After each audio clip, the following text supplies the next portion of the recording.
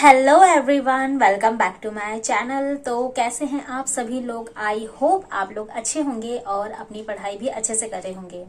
Finally आपको पता है कि जो टीआरई थर्ड थे उसके रिजल्ट्स के बाद जितने भी मतलब डिस्ट्रिक्ट अलॉटमेंट थे, जहां पर आप लोगों को अपनी डॉक्यूमेंट वेरिफिकेशन के लिए जाना है, डीवीज करवानी है, तो फाइनली रिलीज हो चुकी है। उसकी सारी डेट्स आप लोगों को पता चल चुकी है, पीआरटी से लेकर हायर तक। तो आई होप आप लोगों ने, जितने भी अदर स्टेट से हैं, तो उन लोगों ने सभी ने अपने रिजर्वेशंस वगैरह करवा लिए होंगे। And all the best for that, क्योंकि वहां पर भी कई सारी दिक्कतें हो जाती है।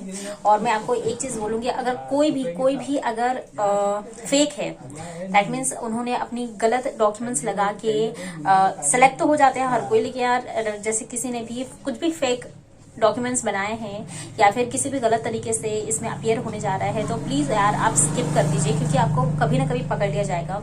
थंब इम्प्रेशन बाद में लिए जाते हैं, आई कैप्चरिंग की जाती है, जिसकी वजह से आगे आपको फाइनली कभी ना कभी आप जरूर पकड़े जाएंगे। और इससे आपकी तो इंसल्ट होगी ही, बेइज्जती होगी, गांव में भी आप लोगों की बहुत होगी। मैं तो डायरेक्ट बोल रही हूँ क्योंकि ऐसा होता है। तो यही मैं बोलूंगी कि एक बार आप लोग प्लीज ध्यान से सारी चीजें देख कर ही आगे अपना जो भी आपको स्टेप लेना है वो लीजिएगा। आज बात होने वाली है, मेरा जो वीडियो है आप लोगों को थंबनेल से पता चल चुका है, मैंने अब डिसाइड किया है जो दिसंबर का मंथ है, पूरा 1 महीना चैलेंज लेने के लिए, स्टडी चैलेंज। क्योंकि ऐसे हम रैंडमली कुछ भी चीजें पढ़ रहे हैं, कैसे भी पढ़ रहे हैं, जिसका कोई और छोर बस एक है कि पढ़ो, जैसे ही पढ़ सकते हैं। लेकिन क्या है, जब आप चैलेंज लेते हो किसी चीज के बारे में, तो आपको क्या उसमें कंसिस्टेंसी भी मेंटेन करनी होती है। और एकदम से ये है कि आप डिसाइड कर रहे हो, आपको उस दिन में वो चीज खत्म करनी है। तो इस तरह से, हालांकि मैं ये नहीं बोलूंगी कि ये सक्सेसफुल होगी या फिर हम सभी, आपकी और मेरी खुद की बात कर रही हूँ, कि हम इसमें सक्सेसफुल हो ही जाएंगे, लेकिन ट्राई तो हम कर सकते हैं। किसी भी चीज के लिए हमें अपने आप को, खुद को तैयार करना होता है, और वो तैयारी इसी तरह से छोटे छोटे स्टेप्स लेने से ही होती है। पहले तो मैंने सोचा कि ठीक है 15 दिन के लेके देखते हैं, लेकिन वही होगा कि आगे बढ़ानी पड़ेगी उस चीज को। तो उससे अच्छा मैंने सोचा कि क्यों ना 1 महीने की डायरेक्ट ली जाए। बट मैं आपको एक चीज बता दे रही हूँ, बीच बीच में मुझे स्किप भी करना है, क्योंकि मैं अपना बता रही हूँ। आप लोग अगर मेरे साथ लेना चाहते हैं तो आप लोगों को अपनी तैयारी तो कंसिस्टेंसी में करनी होगी, बट मेरे कुछ फैमिली इश्यूज हैं, तो उसकी वजह से मैं बीच बीच में स्किप में जरूर होगा। मुझे थोड़ा हॉस्पिटल एंड ऑल थिंग्स में जाना होगा, तो इस वजह से मेरी तो स्किप होगी, बट आप लोगों को अपनी कंसिस्टेंसी देनी होगी।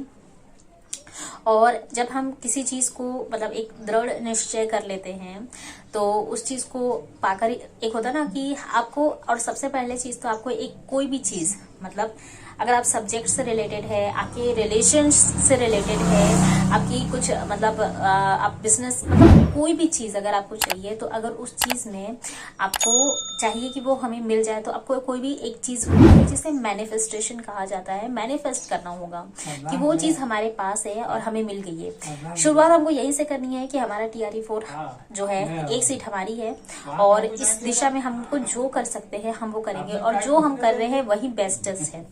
ये सोच के साथ, पॉजिटिविटी के साथ आगे बढ़ना है। क्योंकि क्या होता है, जब हम आगे बढ़ते हैं ना, तो चीजें याद नहीं होती है, या फिर कभी कभी चीजें समझ में नहीं आती है। और कई बार ये भी होता है कि पढ़ते पढ़ते रहते हैं, आगे पढ़ा जाता है, पीछे का भूलते चले जाते हैं, मॉक भी लगाने पे अच्छे नंबर्स नहीं आते हैं। और ये सारी चीजें जो कारण बनती है वो डिमोटिवेशन का होता है।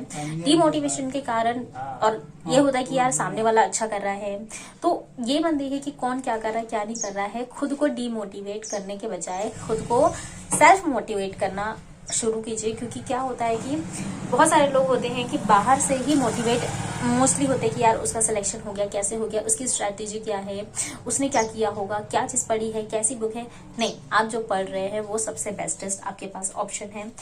किसी भी अब देखिए, अलग अलग यूट्यूबर्स अलग अलग बताएंगे, मैंने भी आपको कई सारी चीजें बताई है। दैट डजंट मीन कि आपको जो समझ में आ रहा है आप वो ना पढ़े। हम 3, 4, 5, 6 बहुत सारी बुक्स ला के रख लेते हैं, अच्छा खासा भंडार बना लेते हैं। मैंने अपने पास लिमिटेड सोर्सेस रखे हुए हैं, कुछ नोट्स है, कुछ बुक्स है, उसमें भी मैं बल्कि पूरा नहीं पढ़ती हूँ, थोड़ा ही पढ़ती हूँ। मैं एक दिन आपको दिखाऊंगी।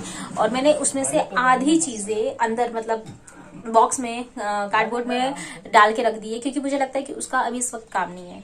तो आप जहाँ पढ़ रहे हो, आपका जो स्टडी एरिया है, वहां पर बस लिमिटेड सोर्सेस रखे, जो आपको जिस समय जो पढ़नी है वो आपके सामने अवेलेबल हो। तो ये छोटी छोटी बातें हैं जिसको मुझे आपको बताना था। इस तरह से आप अपनी एक स्ट्रैटेजी बनाइए और उसको शुरू कीजिए, अपने स्टडी में इनकॉर्पोरेट कीजिए।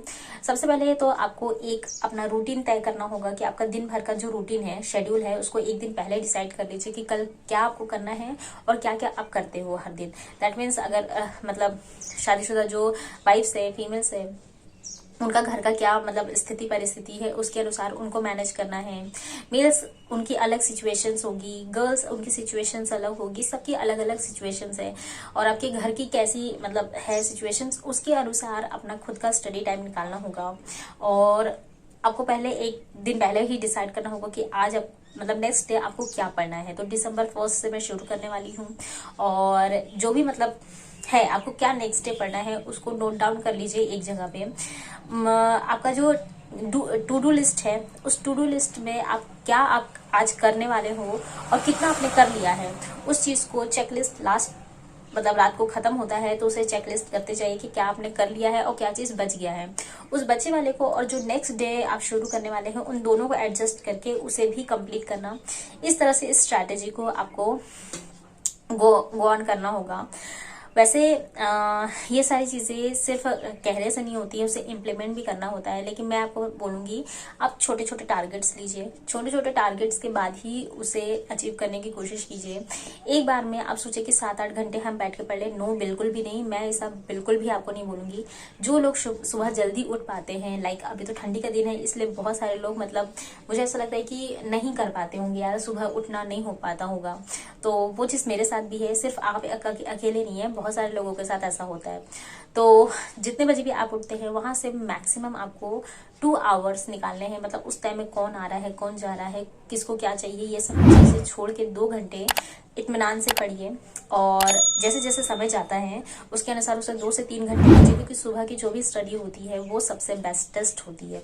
और या तो फिर रात की, अगर आप लोग नाइट रीडर है या फिर स्टडी करने वाले हैं तो आप नाइट को मतलब सुबह को मतलब कैंसल आउट करके रात में कीजिए, और अगर आप सुबह कर सकते हैं तो सुबह कीजिए। इस तरह से अपनी स्टडी को एक बार स्टार्ट करने की कोशिश कीजिए, क्योंकि मैं भी यही करने वाली हूँ। बाकी जो भी चीज़ें होगी वो मैं अपने ब्लॉग्स के थ्रू आपको बताते चलूँगी। स्टडी चैलेंज कल से शुरू होने वाला है, दैट मीन्स 1 दिसंबर से। तो उस दिन से आपको सारी चीज़ें 1 बाय 1 मिलती जाएगी।